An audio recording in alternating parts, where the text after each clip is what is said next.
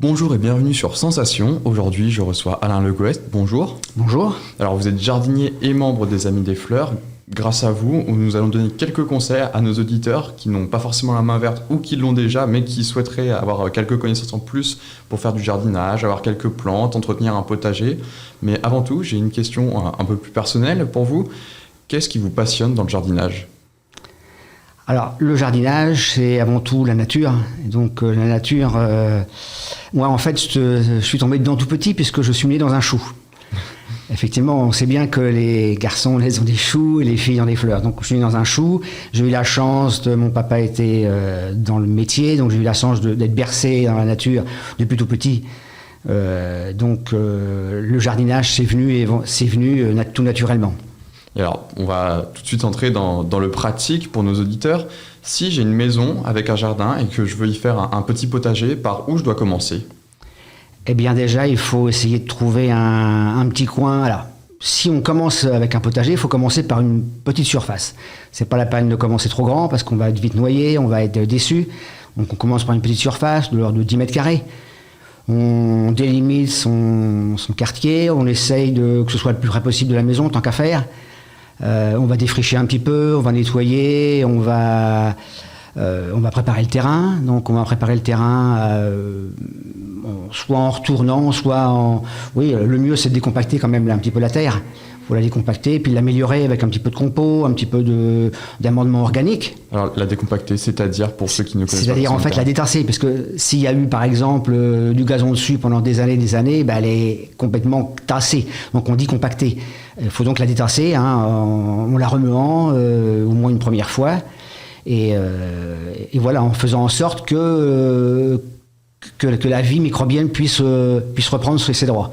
Donc apporter un petit peu de compost, apporter un peu de matière organique, de façon que la vie puisse démarrer. Alors justement, en termes de matière organique, qu'est-ce qu'on peut apporter pour enrichir sa terre ? Alors on peut apporter soit du compost qu'on a déjà dans son jardin, soit du compost qu'on achète dans des jardineries ou dans des déchetteries, ça se fait de plus en plus.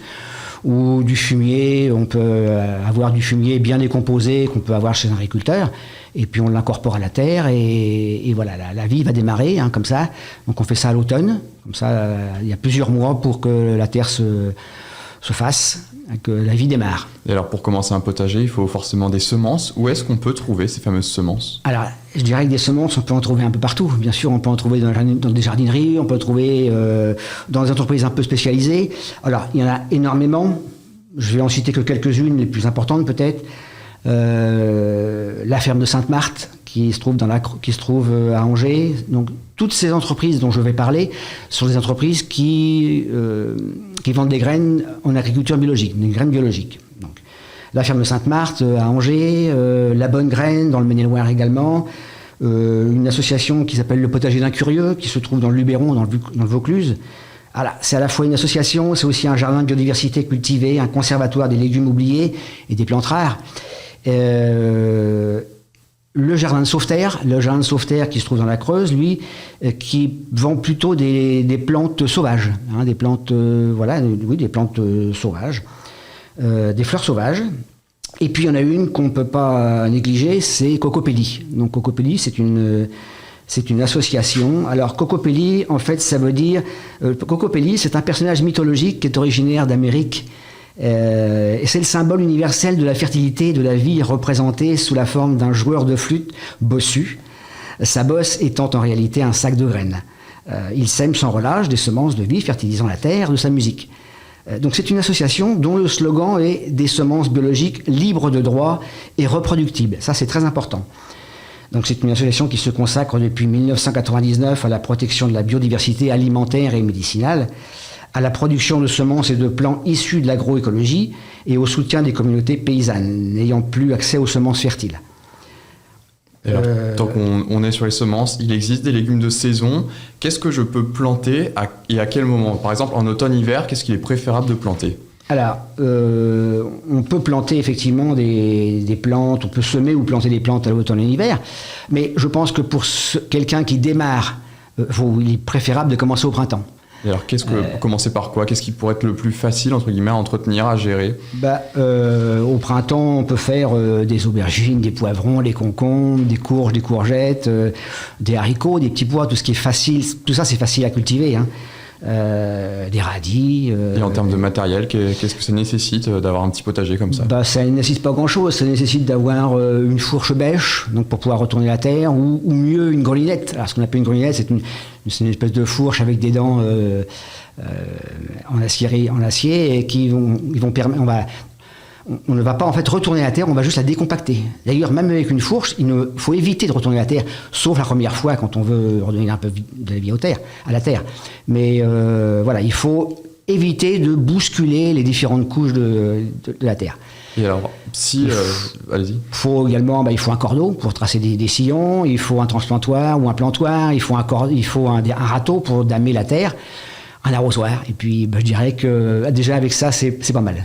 Et alors, ça c'est pour si on a un jardin, une maison, mais si jamais je suis en appartement et que j'ai un balcon, est-ce que c'est possible d'avoir un petit potager ou des plantes? Est-ce que c'est possible de faire pousser des choses? Alors oui, il est toujours possible sur un petit balcon avec une petite jardinière de faire pousser des choses. On peut faire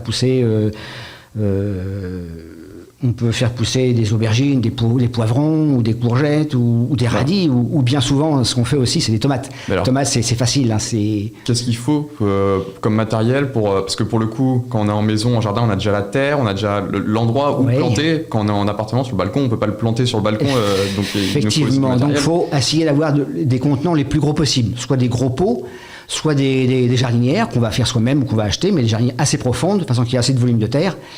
Et puis, faut du compost, faut soit une bonne terre de jardin qu'on va chercher ailleurs, améliorer avec du compost, etc. Et alors, est-ce que l'orientation du soleil joue sur la pousse de ce qu'on aura planté? Oui, bien sûr. Toutes ces plantes ont besoin de soleil.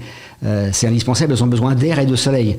Donc évidemment, à l'ombre, elles vont le pousser quand même, mais ça va pousser moins bien, forcément. Et alors, est-ce qu'il y a des plantes qui nécessitent moins de soleil peut-être que d'autres, et qui du coup, selon l'orientation du balcon, peuvent être préférables? Non, pas vraiment. Alors, pas dans les plantes potagères en tout cas. Dans les plantes potagères, pas vraiment. Elles ont toutes besoin de soleil. Plus ou moins. Si elles ont moins de soleil, il y aura un peu moins de rendement, mais ça peut fonctionner quand même. Hein. Et alors pour des personnes qui n'auraient pas de balcon, est-ce que c'est possible d'avoir un petit potager chez soi en intérieur?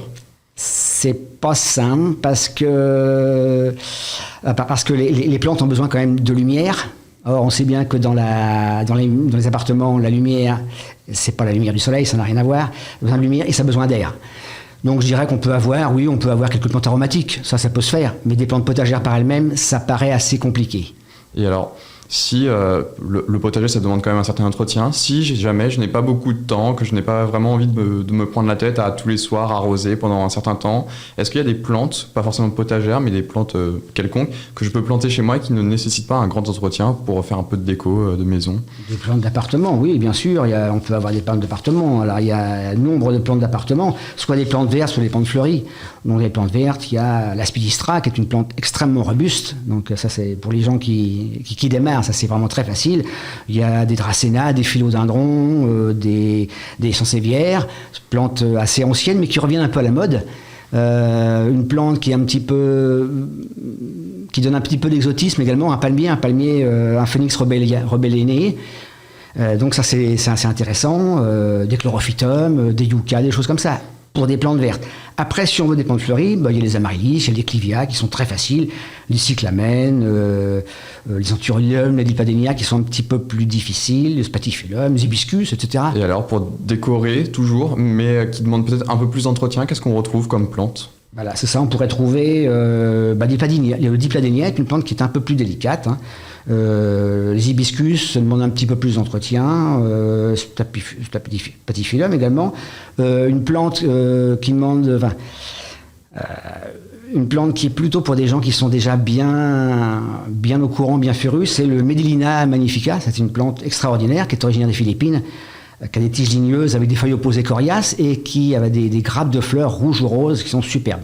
Un petit peu délicat, mais si on en prend soin, c'est un vrai régal. Eh bien, merci beaucoup Alain Le Gouest d'avoir été avec nous. J'espère que nos auditeurs à présent pourront démarrer un potager ou avoir leurs plantes et réussir à les entretenir grâce à vos conseils.